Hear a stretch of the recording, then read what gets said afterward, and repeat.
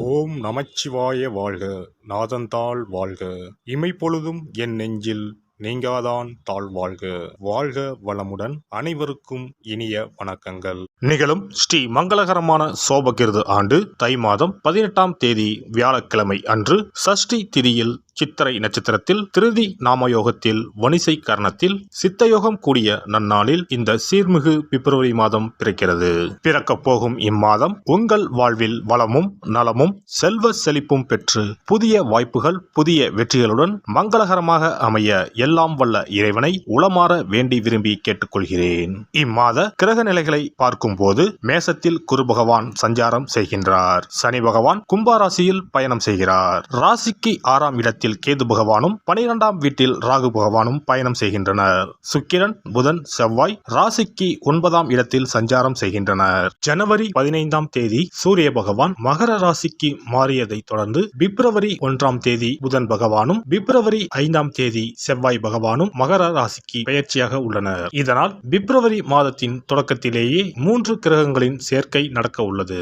மகர ராசியில் சூரியனுடன் புதன் இணைவதால் புதாதித்ய யோகமும் சூரியனுடன் செவ்வாய் இணைவதால் ஆதித்ய மங்கள ராஜ யோகமும் உருவாகிறது.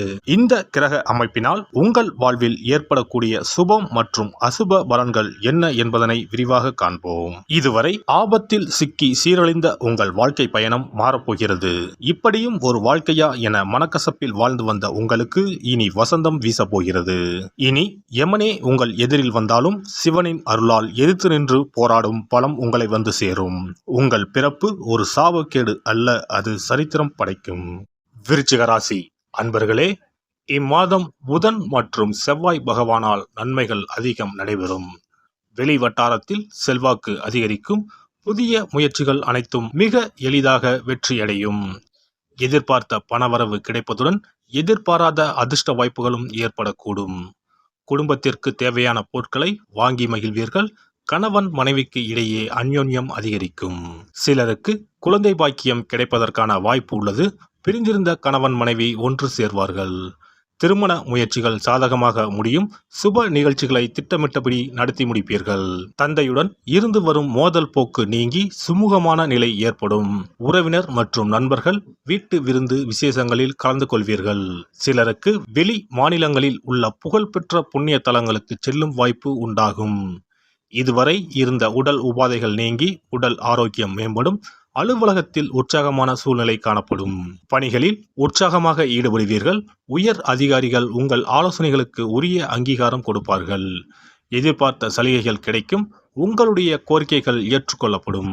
தொழில் மற்றும் வியாபாரத்தில் எதிர்பார்த்ததை விடவும் விற்பனையும் லாபமும் கூடுதலாக கிடைக்கும். அரசாங்க வகையில் எதிர்பார்த்த காரியங்கள் அனுகூலமாக முடியும். புதிய முயற்சிகள் வெற்றி பெறும்.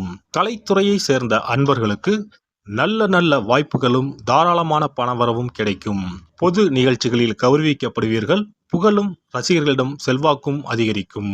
மாணவ மாணவியருக்கு இம்மாதம் படிப்பில் இருக்கும் ஆர்வம் குறையக்கூடும். ஆசிரியர்களின் ஆலோசனை கேட்டு நடப்பது நல்லது. படிப்புக்கு தேவையான உதவிகளை பெற்றோர் செய்து தருவார்கள். குடும்பத்தை நிர்வகிக்கும் பெண்மணிகளுக்கு மகிழ்ச்சி தரும் மாதமாக இம்மாதம் அமையும். புதிய ஆடை ஆபரணங்கள் வாங்கி மகிழ்வீர்கள். விருந்து விசேஷங்களில் கலந்து கொள்ளும் வாய்ப்பு உண்டாகும். அலுவலகம் செல்லும் பெண்மணிகளுக்கு பல வகைகளிலும் அனுகூலமான மாதமாக இம்மாதம் அமையும். இம்மாதம் சாதகமான நாட்கள் 3, 5, 12. அதிர்ஷ்ட எண்கள் 1, 7, 9. வழிபட வேண்டிய தெய்வம் முருகப்பெருமான் விநாயகர். பரிகாரம்: செவ்வாய்க்கிழமைகளில் முருகப்பெருமானுக்கு செவ்வரளி மலர்களால் அர்ச்சனை செய்வதும் கந்த சஷ்டி கவசம் பாராயணம் செய்வதும் வெள்ளிக்கிழமைகளில் விநாயகருக்கு அருகம்புல்லால் அர்ச்சனை செய்வதும் நன்மை தரும். சிறப்பு பரிகாரம் மற்றும் ஆலய தரிசனம். புத்திர பாக்கியம் என்பது திருமணமாகி பல ஆண்டுகள் ஆகியும் புத்திர பாக்கியமே ஏற்படாத நிலை.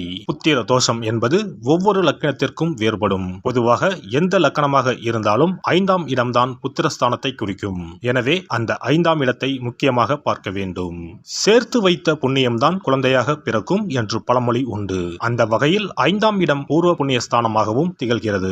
தாய்மாமன், தாய்வழி உறவுகள் ஆகியவற்றை குறிப்பதும் 5ஆம் இடம்தான். 5ஆம் இடத்தில் பாவக்கிரகங்கள் அதாவது ராகு, செவ்வாய், சனி அல்லது சூரியன் அமர்ந்தால் ஒரு சிலருக்கு குழந்தை பாக்கியம் இல்லாமல் போகும் அல்லது தாமதமாக கிடைக்கும். ஒருவேளை 5ஆம் இடத்தில் உள்ள பாவக்கிரகங்களை சுப கிரகங்கள் பார்த்தால் குழந்தை பாக்கியம் கிடைக்கும் என்பது நம்பிக்கை. இனி புத்திர பாக்கியம் பெறுவதற்கான ஆலய வழிபாடுகளை பார்ப்போம். செவ்வாய் பகவானின் அம்சமாக கருதப்படும் முருகப்பெருமான் வழிபாட்டை தவறாமல் செய்பவர்களுக்கு நிச்சயமாக புத்திர பாக்கியம் கிடைக்கும். குரு பகவான் வீற்றிருக்கும் தலங்கள் அனைத்தும் சிறப்பு வாய்ந்தவைதான். ஆலங்குடி குருஸ்தலம், திட்டை குருஸ்தலம் சிறப்பான பலன்களை கொடுக்கும் ஆலயங்களாகும். அது மட்டுமல்லாமல் சிதம்பரம் அருகே இருக்கக்கூடிய ஓமாம்புலியூர் துயர்தீர்த்தநாதர் ஆலயமும் குரு பகவானின் ஸ்தலமாகும். இந்த ஆலயங்களுக்கு சென்று தரிசித்து வருவதன் மூலம் புத்திர பாக்கியம் நிச்சயமாக கிடைக்கும் என்பதை உறுதியாகவே சொல்லிக் கொள்கிறேன். மேலும் வைத்தீஸ்வரன் கோவில் அனைத்து விதமான நோய்களையும் தீர்க்கும் ஆலயம். இது செவ்வாய் பரிகார ஸ்தலம். எனவே நல்ல சத்தான அறிவு கூர்மை மிக்க குழந்தை பாக்கியம் வேண்டுபவர்கள் இந்த ஆலயத்திற்கு சென்று வந்தால் குழந்தை பாக்கியம் பெறுவதற்கு உண்டான தடைகளை நீக்கி புத்திர பாக்கியத்தை நிச்சயம் அருள்வார் வைத்தியநாத சுவாமி. மேலும் கருவின் உருவாக இருக்கும் கருமாரியம்மன் ஆலயங்கள் அனைத்தும் புத்திர பாக்கியம் நல்கும் ஆலயங்களே. சமயபுரம் மாரியம்மன், திருவேற்காடு கருமாரியம்மன் போன்ற ஆலயங்கள் அனைத்தும் சிறப்பு வாய்ந்தவையே. அதேபோல் திருச்சிக்கு அருகில் உள்ள திருப்பட்டூர் பிரம்மா ஆலயம் பிறவி பயனை அனுபவிக்க செய்யும் ஸ்தலம். திருப்பட்டூர் பிரம்மாவிடம் வேண்டுதல் வைக்க குழந்தை பாக்கியம் கிடைக்கும். திருச்செங்கோடு அர்த்தநாரீஸ்வரர் ஆலயம் புத்திர பாக்கியத்தை அருளும் முக்கிய ஸ்தலம். குருவாயூர் கிருஷ்ணர் ஆலயமும் ஸ்ரீரங்கம் ரங்கநாதர் ஆலயமும் குழந்தை பாக்கியத்திற்கு வழிகாட்டக்கூடிய வழி கிடைக்கக்கூடிய அற்புத திருத்தலங்கள். இந்த ஆலயங்களில் துலாபாரம் என்னும் வேண்டுதல் வைத்து வந்தால் குழந்தை பாக்கியம் உடனே கிடைக்கும். குழந்தை பேறு பெற்ற லட்சக்கணக்கான பேர் இங்கு வந்து நேர்த்தி கடன் செலுத்துவதை தினந்தோறும் காணலாம். அதேபோல் அத்தி மரத்தை நட்டு வளர்த்து வருவதும் அத்தி மரத்தை பேணி காப்பதும் குழந்தை பாக்கியத்தை தரும். தான தர்மங்களும் புத்திர பாக்கியத்தை தரும். அக்கம் பக்கம் உள்ள குழந்தைகளுக்கு உணவு வழங்குதல், இனிப்புகள் வழங்குதல் போன்ற செயல்கள் புத்திர பாக்கியத்தை தரக்கூடியதாகும். துர்க்கை வழிபாடும் முருகப்பெருமான் வழிபாடும் சிறந்த பரிகார முறைகள். அதிகாலை நேரத்தில் அரச மரத்தை 48 முறை சுற்றி வருவதன் மூலமும் குழந்தை பாக்கியம் நிச்சயம் உண்டாகும்.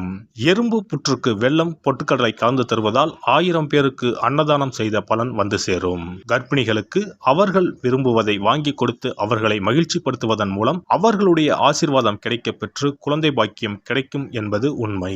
புத்திர தோஷம் உள்ளவர்கள் முதியோர் காப்பகங்களில் உள்ள முதியோருக்கு உணவு, உடை வழங்கி அவர்களின் ஆசையை பெற்றால் புத்திர பாக்கியம் கிடைக்கும். மேற்கண்ட ஆலய பரிகாரங்களை முறையாக செய்து நம்பிக்கையோடு வணங்கி வந்தால் குழந்தை பாக்கியம் நிச்சயம் கிடைக்கும். எல்லாம் வல்ல இறையருளால் நீங்களும் உங்கள் அன்பு குடும்பமும் உடல் நலம், நீலாயுள், நிறை செல்வம், உயர் புகழ், மெய்ஞானம் ஓங்கி வாழ்க வளமுடன். இந்த வீடியோ உங்களுக்கு பிடிச்சிருந்தா லைக் பண்ணுங்க, ஷேர் பண்ணுங்க அண்ட் சப்ஸ்கிரைப் பண்ணுங்க. பக்கத்துல இருக்க பெல் ஐகானை கிளிக் பண்ணுங்க. நன்றி, வணக்கம், வாழ்க வளமுடன்.